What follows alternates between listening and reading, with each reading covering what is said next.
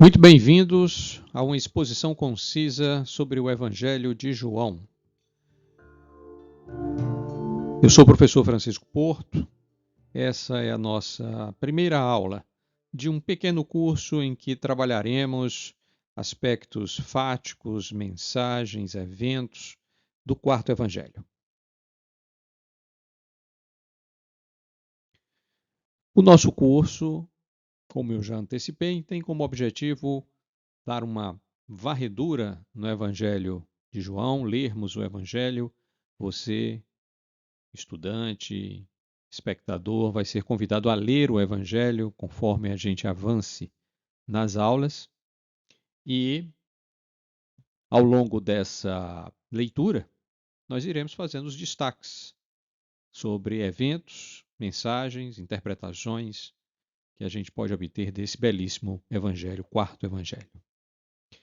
O nosso curso, a princípio, tem um objetivo ecumênico dentro do espectro das denominações cristãs. Ele não irá particularmente adotar posições fechadas de determinada denominação, mas irá pontuar nos momentos oportunos interpretações que possam ser diferentes ou possam haver interpretações complementares, né? Principalmente em relação ao catolicismo versus o evangelicalismo, que é natural. Tá? Nós faremos o uso de referências, evidentemente, referências bíblicas e extrabíblicas. Né? Eu vou comentar daqui a pouco as nossas escolhas. Né? Vale ressaltar que eu sou professor de ofício, de fato sou professor, trabalho com ensino universitário, mas não sou formado na área de teologia. Na verdade, a minha área é completamente diferente. Eu atuo na área de ciências exatas e engenharia. Portanto, a minha ótica aqui é uma ótica que não é muito distinta de um leigo bem informado, de um leigo que busca se informar, que busca ler, pesquisar. Né? Mas é importante ressaltar que não teremos aqui nesse curso nenhuma grande novidade teológica ou qualquer tipo de interpretação muito particular que eu esteja buscando dar. Pelo contrário, nós vamos nos ancorar, nós vamos nos basear nas referências bíblicas e extrabíblicas, eu vou citar algumas daqui a pouco, bem consagradas, bem aceitas pela comunidade cristã, de forma que o nosso objetivo aqui é muito mais, como disse o título, uma exposição concisa. Essa exposição concisa, ela então tem quais vantagens? Bom, para aquele cristão que há muito tempo leu o Evangelho de João, pode ser como que um reavivamento, né? Como que relembrar aspectos muito importantes desse Evangelho. Né? Para quem eventualmente nunca leu o Evangelho, é um ponto de partida. Já que nós vamos, inclusive, solicitar que você, espectador, estudante, leia o Evangelho, ou pela primeira vez, ou leia novamente, né, se for o caso, para alcançar esses objetivos, seja um objetivo de introduzir alguém a se interessar e se aprofundar no Evangelho de João, seja para aquele cristão já mais afeito, mais acostumado à leitura das Escrituras, que eventualmente queira fazer uma revisão, uma releitura, relembrar pontos importantes. Né? Nós vamos fazer um esforço aqui para tornar o curso interessante, trazer mensagens concisas, mas contundentes, mas aquelas mensagens que realmente fazem a diferença na contribuição que o quarto evangelho traz ao nosso entendimento da teologia cristã.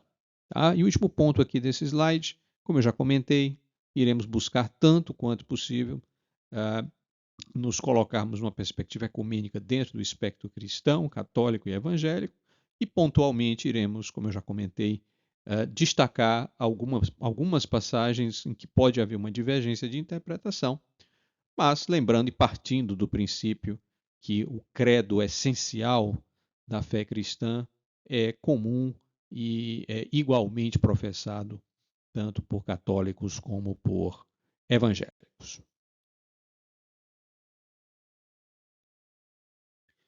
Falemos um pouco das referências bibliográficas que nós utilizamos para a organização do curso.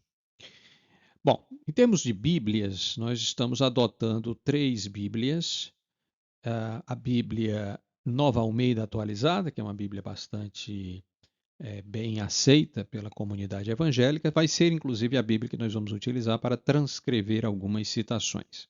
Então, quando nós estivermos transcrevendo citações, estaremos buscando a NAA como nossa fonte de transcrição. Também estaremos utilizando a Bíblia de Jerusalém, a Bíblia muito respeitada pelos católicos, a sua versão de 1981 em português. E como terceira opção, para completar um espectro bem amplo de possibilidades de tradução, nós vamos também estar adotando a tradução de Frederico Lourenço, tradutor português, que lançou há alguns anos essa versão dita ou conhecida como Bíblia laica, porque o autor, melhor dizendo, o tradutor, né, para ser mais preciso, assim se coloca, não é uma tradução em que ele tenha qualquer compromisso hermenêutico, digamos, do ponto de vista teológico. Né? É uma Bíblia interessante também para a gente ter uma terceira fonte. Em alguns momentos pode ser interessante a gente contrastar as 3, né? E isso acaba enriquecendo a nossa compreensão das Escrituras. Tá? Então, essas são as 3 fontes bíblicas principais que nós vamos utilizar ao longo do curso, com as suas notas, com os seus textos introdutórios, né? que já trazem bastante material interpretativo. Né? É uma riqueza muito grande que você tem nesse tipo de Bíblia. A Bíblia de Jerusalém também tem uma versão que tem uma série de textos introdutórios, comentários, notas explicativas. Né? Mesma coisa com a Bíblia do senhor Lourenço, também com bastante notas, com explicações sobre aspectos de tradução de determinados termos. É um material muito rico e muito interessante se estudar. Em termos de referência bibliográfica extra-bíblica, eu obviamente fiz consultas a vários livros, consultas na internet, mas eu gostaria de destacar a principal referência bibliográfica que eu utilizei nesse curso, que é esse livro chamado Signs of the Messiah, An Introduction to John's Gospel. O autor é o Dr. Andreas Kostenberger. Tá? É um livro relativamente recente, publicado em 2021, relativamente curto, pouco mais de 200 páginas, portanto é um livro conciso que se alinha com o objetivo aqui do nosso curso. O Dr. Kostenberg é um teólogo evangélico bastante respeitado, pelo que eu pude depreender, nunca tinha lido nenhum livro dele. Existem alguns livros dele disponíveis em português, traduzidos já, né? Esse em particular, Signs of the Messiah, não encontrei, não há disponibilidade nesse momento em que eu gravo essa aula desse livro em português. Portanto, estaremos trazendo ao longo do curso alguns elementos desse livro que nesse momento também não está disponível ainda em língua portuguesa. Essa é a nossa principal referência. A maneira como ele dividiu o livro, os capítulos, foram uma importante inspiração para a gente organizar também o nosso próprio curso. E fica, obviamente, a sugestão para aqueles leitores que tiverem interesse, tiverem condições de ler esse original em inglês do Dr. Kostenberger, fica a sugestão para a aquisição do livro.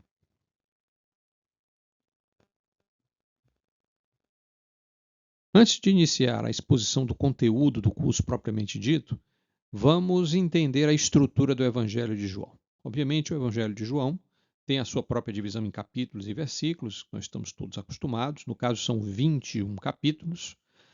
Os estudiosos dividem esses 21 capítulos em 2 grandes blocos ou livros, né?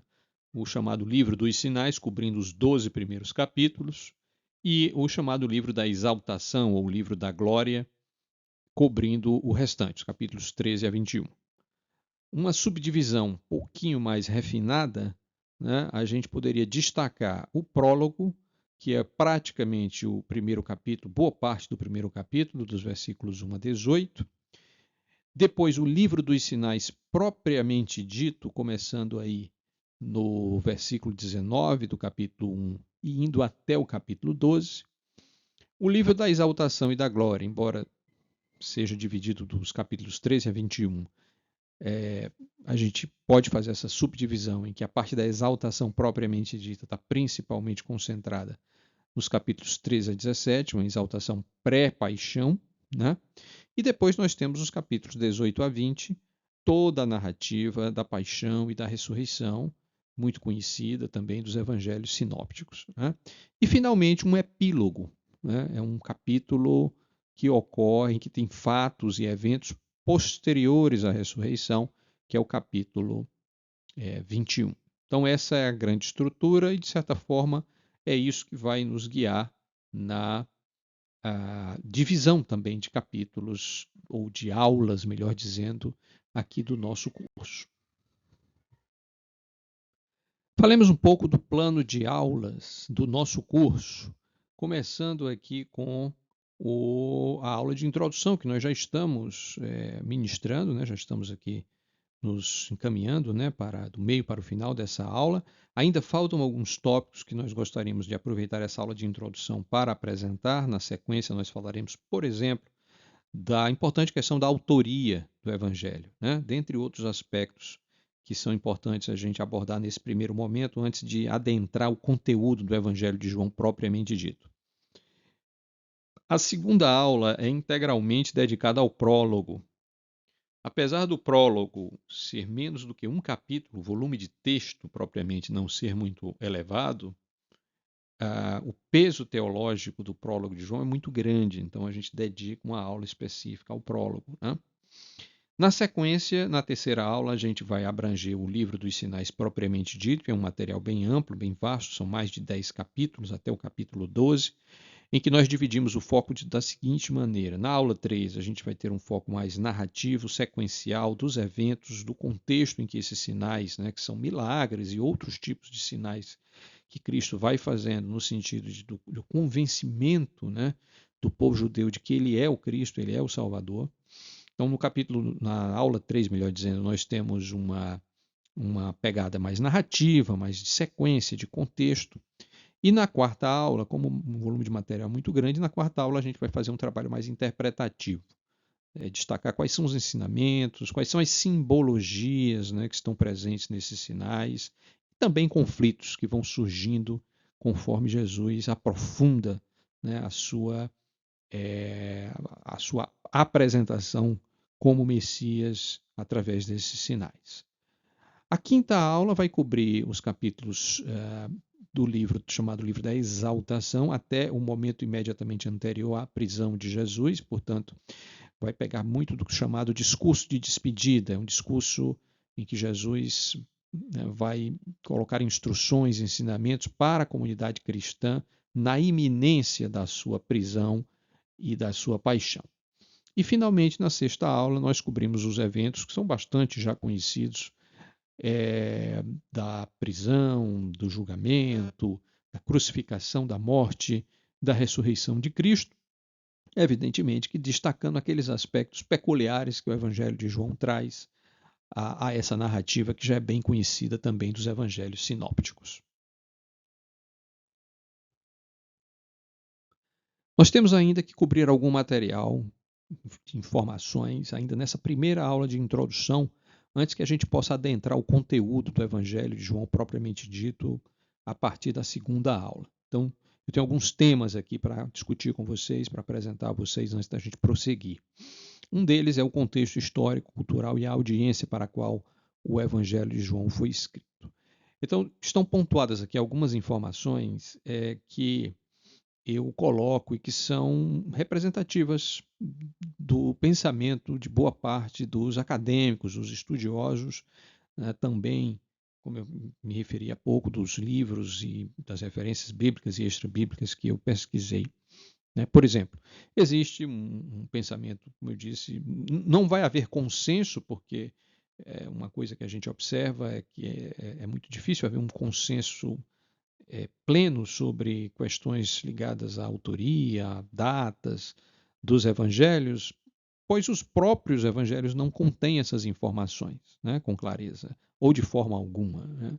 Então elas têm que ser inferidas. Daí surgem diferentes visões. Mas essas informações que eu estou colocando aqui, elas são bastante representativas de boa parte do pensamento dos estudiosos do Evangelho de João. Por exemplo, a data de composição ou a data de publicação, digamos assim, ser no final do século I, algo, por exemplo, em torno do ano 90, né? O que colocaria o Evangelho de João como o quarto e último evangelho a ser escrito. Né?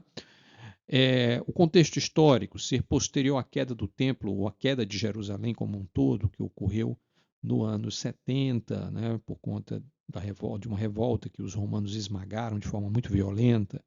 As perseguições romanas já são a realidade, também já de bastante tempo, né, no momento em que esse evangelho é composto e publicado. As comunidades cristãs já estão em evolução, já estão estabelecidas em várias cidades fora da Palestina, já estão suficientemente separadas do judaísmo, né? É um outro ponto importante de contexto. Os estudiosos observam influências, sejam simbólicas, históricas, tanto do próprio judaísmo, como não poderia deixar de ser, né? Mas também uma influência helenista, né, da cultura grega e da cultura romana também, que representa, obviamente, o poder secular hegemônico, né, naquele momento. E também é possível afirmar que, embora a audiência fosse primariamente as comunidades cristãs que se separaram, que se distanciaram do judaísmo, o Evangelho de João, acredito que todos possamos concordar, ele é perfeitamente, a leitura dele é perfeitamente possível para alguém que não tenha um conhecimento muito profundo do judaísmo. Né? Então, essa audiência também ela tem essa amplitude para além das comunidades cristãs de origem judaica. Outro importante tema que nós temos que discutir em qualquer dos evangelhos é a autoria. Né? Bom, como todos os demais evangelhos, não há uma definição clara no próprio texto sobre a autoria, mas o evangelho de João é bastante peculiar, porque é possível, partindo-se de que a autoria é anônima, ok, não há uma declaração explícita, né, de quem escreveu, o meu nome é fulano de tal que escreveu esse evangelho, mas é possível inferir, através de um personagem que recebe destaque ao longo do evangelho, chamado o discípulo amado. Né? Quando você ler o evangelho de João, você vai ver os momentos em que esse discípulo amado é destacado dos demais, tem uma atuação, tem uma consideração por parte de Jesus ou tem uma participação nos acontecimentos com destaque. Claramente é alguém íntimo de Jesus, do círculo muito próximo, tá? E se declara testemunha ocular do ministério de Jesus. Isso é muito interessante, porque é uma afirmação muito taxativa quando você se diz testemunha ocular. O peso das suas afirmações tende a ser muito significativo quando você se declara como testemunha ocular. Eu estava lá, eu participei, eu vi o que aconteceu. Né? Isso é muito interessante. Um ponto importante, a voz narrativa do autor é consistente em todo o evangelho. Então, sugere-se, percebe-se ter um único autor nesse evangelho. Isso é importante também. Portanto, é uma certa coerência. O texto não exibe evidências de que foi construído por diferentes autores em diferentes momentos do tempo. É uma voz consistente ao longo de todo o evangelho. Né? Segundo a tradição, o autor é o já idoso apóstolo João, filho de Zebedeu. Tá? Esse é um ponto aí. Nós já vamos explorar mais essa questão e já antecipo que é essa perspectiva que nós vamos adotar, a mesma perspectiva que foi adotada naquele livro que eu indiquei do Dr. André Kostenberger, que essa é a nossa escolha, nossa interpretação, a nossa melhor hipótese para a autoria do quarto evangelho. Tá? Vale ressaltar o que eu já comentei antes, né? Existem divergências. Tá? Particularmente, muitos estudiosos com a visão mais acadêmica são céticos quanto a esta hipótese. Tá? Não acreditam que tenha sido um pescador, né, João, apóstolo, né, filho de Zebedeu, a escrever esse evangelho. Bom, mas existem argumentos bem sólidos a favor da autoria de João apóstolo. Nós já vamos vê-los na sequência. Nós vamos ver agora alguns argumentos que são favoráveis à autoria tradicional do quarto evangelho pelo apóstolo João, filho de Zebedeu. O primeiro deles se refere ao testemunho patrístico. O que é o testemunho patrístico? O patrístico é o período que se refere aos sucessores dos apóstolos, a segunda, terceira geração de apóstolos, portanto, que deixaram escritos em épocas muito próximas aos acontecimentos, né, pessoas que conviveram, que foram discípulos dos apóstolos de Jesus, e, portanto, os escritos deles têm um peso muito grande porque representam uma tradição muito viva e muito concreta daquele momento posterior, em termos históricos, em um período relativamente curto posterior à própria ocorrência dos fatos narrados nos evangelhos. Então, ao longo dos primeiros escritos cristãos, existe uma tradição consistente que atribui o evangelho, o quarto evangelho, ao apóstolo João. Por exemplo, Irineu, que escreve no final do século II, faz essa atribuição, e Irineu era discípulo de Policarpo, que era discípulo de João. Portanto, é uma sucessão apostólica que você vê aí, né? Portanto, recebendo essas informações, essas tradições, numa sequência que leva até o próprio apóstolo João. Então, esse testemunho patrístico ele é muito importante como base para afirmar a autoria tradicional do Evangelho de João. O autor tem um conhecimento muito bom sobre a geografia da Palestina, sobre os costumes judaicos, né? O Evangelho mostra uma compreensão detalhada da geografia da Palestina, portanto, alguém que vivia, que vivenciava o judaísmo, que conhecia, que circulava naquela região geográfica, né? Tá certo? E não um terceiro que veio de fora para entrevistar pessoas ou levantar fatos. Não, alguém que de fato vivenciava aquela realidade. Né? Mais um ponto aí que tanto reforça a ideia de testemunho ocular como de alguém ligado realmente ao grupo dos apóstolos. A familiaridade com os discípulos, o autor demonstra um conhecimento íntimo. Nós vamos ver em várias passagens do Evangelho de João uma narrativa de muita intimidade, de percepção de sentimentos, de detalhes, de nuances, né? Como alguém que realmente estava lá vivenciando todos aqueles acontecimentos, né? Por exemplo, tem uma intimidade muito próxima com Pedro, tá? E o próprio discípulo amado, que como nós vamos ver daqui a pouco, nós vamos chegar, por inferência, à conclusão que o discípulo amado é o próprio apóstolo João, autor do Evangelho. Mais um conjunto de argumentos aqui em relação à autoria tradicional do Evangelho, do quarto Evangelho ser do apóstolo João, filho de Zebedeu. Bom, a perspectiva única, né? O Evangelho contém material único não encontrado nos sinópticos. Esse é um ponto importante, ou seja, está sugerindo que o autor teve uma visão muito pessoal da vida de Jesus. Nós já vamos entender essa distinção para os sinópticos, eu vou destacar num slide separado. Profundidade teológica, né? Uma profundidade teológica desse evangelho, isso é indiscutível, acho que é um certo consenso que é o evangelho que tem maior profundidade teológica, alinha-se com o retrato de João em outros escritos do Novo Testamento. Nós vamos falar principalmente aqui, né, das epístolas joaninas, tá? Ou seja, era alguém que tinha uma liderança significativa na igreja primitiva.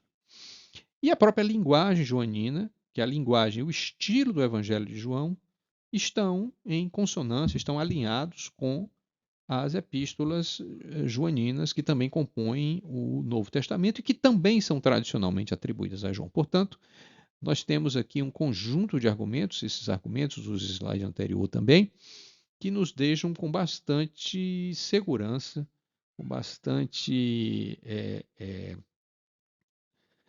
tranquilidade nessa posição de adotarmos a posição de que a autoria do Evangelho de João, o quarto Evangelho, é de João, o apóstolo filho de Zebedeu.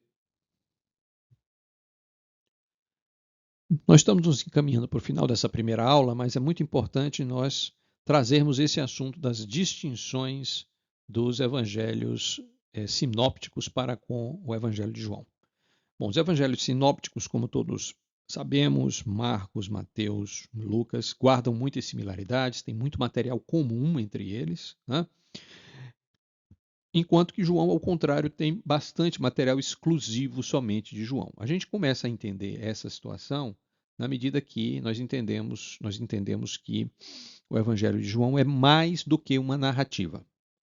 Né? É uma narrativa também sobre a vida e o ministério de Jesus, mas é mais do que isso, vai além disso.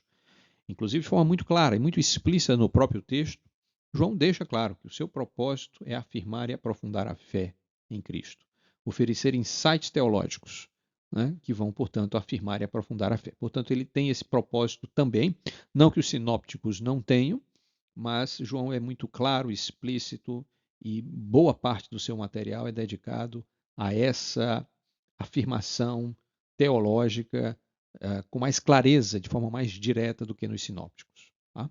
Portanto, a consequência disso é um evangelho com uma cristologia elevada. Jesus como verbo eterno encarnado, longos discursos de Jesus em primeira pessoa, como o discurso Eu sou o caminho, a verdade e a vida, né? Vão ser encontrados em João, não serão encontrados nos sinópticos. Ele também cobre um período mais longo, sugerindo que essa vivência mais íntima, né, do apóstolo João, do discípulo amado com Jesus, permitiu a ele narrar muito mais eventos que não estão previstos ou que não foram cobertos nos sinópticos. Os sinópticos normalmente se interpreta que eles estão cobrindo aí aproximadamente um ano, né, o último ano, né, do ministério de Jesus, ou condensam o ministério de Jesus a aproximadamente um ano de duração, enquanto que no Evangelho de João nós temos esse período detalhado, num período, quer dizer, nós temos um detalhamento muito mais fino desse período, estendendo o ministério de Jesus ao todo para cerca de 3 anos. Um pouco mais de 3 anos. Né? Vocês vão encontrar milagres e personagens únicos. Né? Nós vamos encontrar a doutrina do Espírito Santo colocada de maneira mais clara, mais explícita, né, no Evangelho de João. E nós vamos também encontrar algumas aparições pós-ressurreição que também são únicas do Evangelho de João.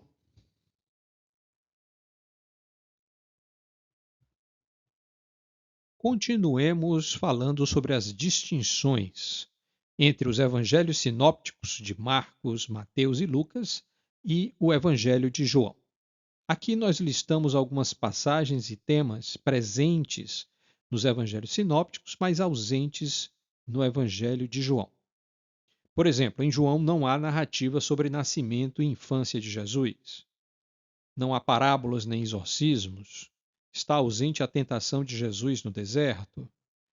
Notadamente, não há instituição ritualística da Eucaristia na última ceia. E há uma maior ênfase sobre a vida eterna que no conceito de reino de Deus, que é bastante explorado e presente nos evangelhos sinópticos. O questionamento que se coloca, então, é quais são as razões dessas diferenças. Né? Bom, evidentemente que há também bastante material comum que está presente nos sinópticos, às vezes em todos os três, às vezes em alguns dos três, e ao mesmo tempo em João. A narrativa da ressurreição de Cristo é basicamente muito bem alinhada nos 4 evangelhos, para dar um exemplo, apesar de diferenças em alguns detalhes, mas nos seus aspectos macro, né, no seu grande eixo narrativo, a ressurreição está bem alinhada nos 4 evangelhos. E existem, obviamente, outros pontos em que esse alinhamento se verifica. Mas, de fato, há material que é exclusivo dos sinópticos e material que é exclusivo de João. Aqui são alguns exemplos de assuntos que não estão presentes no Evangelho de João. Por outro lado, você vai encontrar o milagre de Caná, por exemplo, que é um evento exclusivo do Evangelho de João, não é mencionado nos evangelhos sinópticos. Quais são as diferenças, ou melhor dizendo, quais são as razões para essas diferenças? Né? O Dr. Andrea Kostenberger, autor do livro The Signs of the Messiah, que eu citei há pouco como uma das nossas principais referências extra-bíblicas, coloca em primeiro lugar o contexto do apóstolo João como autor desse evangelho, já idoso no fim de sua vida, portanto, organizando suas memórias, organizando suas interpretações, daí também muito do peso teológico do Evangelho de João, porque há muitas pregações de Jesus nesse Evangelho, mais do que nos sinópticos. muito mais, eu diria. E, portanto, o Dr. Kostenberger coloca um outro elemento, que já circulava ou já circulavam cópias dos evangelhos sinópticos, na altura em que João escreveu o seu evangelho, já no fim do primeiro século. Portanto, João tinha conhecimento dos sinópticos, não temos absoluta certeza se de todos, se de algum deles, de alguns, isso nós não temos certeza, mas ele tinha um conhecimento dos evangelhos sinópticos, ou seja, o que é que os sinópticos tinham como ênfase, tinham como narrativa. Ele tinha um conhecimento de testemunha ocular, isso é um ponto que nós já observamos anteriormente, portanto, ele tinha um conhecimento muito intimista de todo o ministério de Jesus. E, portanto, a ele coube escolher o que manter, o que repetir dos evangelhos sinópticos e o que trazer de novidades, o que trazer de fatos, de ensinamentos que ele julgava importantes, que não estavam presentes nos sinópticos, por quaisquer motivos, né? Mas que João via a importância de registrar. Obviamente, registrando, por exemplo, um milagre que não está presente nos evangelhos sinópticos, ele está ampliando o nosso conhecimento sobre o ministério de Jesus. Então, ele está trazendo narrativas, fatos que ampliam o nosso conhecimento, que complementam os sinópticos. Essa é a palavra-chave. Então, João escreve com uma finalidade de complementar, mas a palavra complementar pode parecer até um pouco pobre em termos de objetivo, ele pode ser visto também como um grande enriquecimento do nosso conhecimento sobre o ministério de Jesus, tanto os aspectos dos fatos históricos quanto os aspectos teológicos, né? Então, João escreve de forma complementar e enriquecer o que já se sabia, estava registrado em um ou mais dos evangelhos sinópticos de Marcos, Mateus e Lucas. Portanto, a sua condição de apóstolo, testemunho ocular, homem já idoso, com uma capacidade de reflexão acumulada ao longo dos anos, também podendo ter uma reflexão sobre os acontecimentos que se sucederam na própria igreja após a ascensão de Jesus, o coloca numa condição não só de acrescentar ao nosso conhecimento fatos, milagres, mas também ensinamentos teológicos, discursos que não estão presentes nos evangelhos sinópticos. Por este ângulo, o Evangelho de João se coloca numa condição de extrema relevância.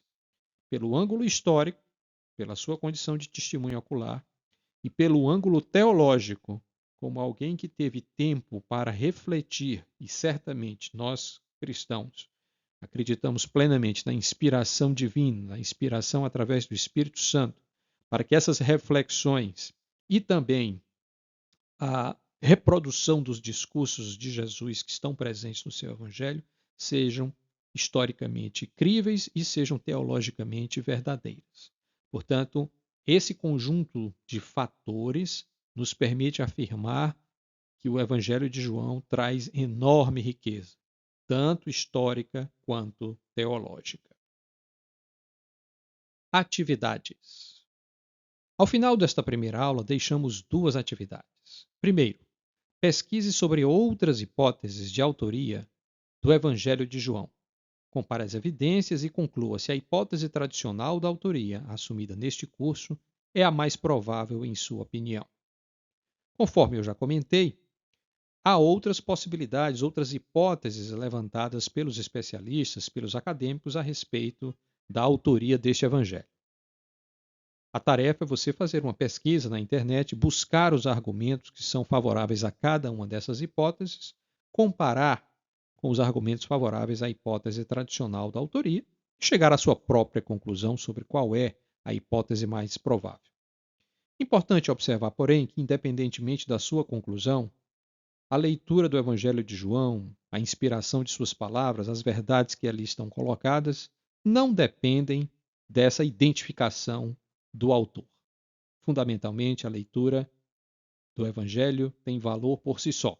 Esse é mais um contexto que se busca colocar para compreender a forma como esse Evangelho foi composto, as inspirações históricas que o autor buscou, de onde ele pode ter buscado essas fontes, são muito mais uma questão de compreensão de contexto. Mas, independentemente de qual hipótese de autoria você aderir, a essência, a inspiração e a verdade que ali está contida no Evangelho de João é a mesma, não se altera. No mais, leia o capítulo 1 do Evangelho de João como preparação para a segunda aula. O capítulo 1 contém o prólogo do Evangelho, que tem importante teor teológico. Leia, reflita preliminarmente sobre o seu significado e nós iremos discutir em profundidade o capítulo 1 do Evangelho de João na próxima aula.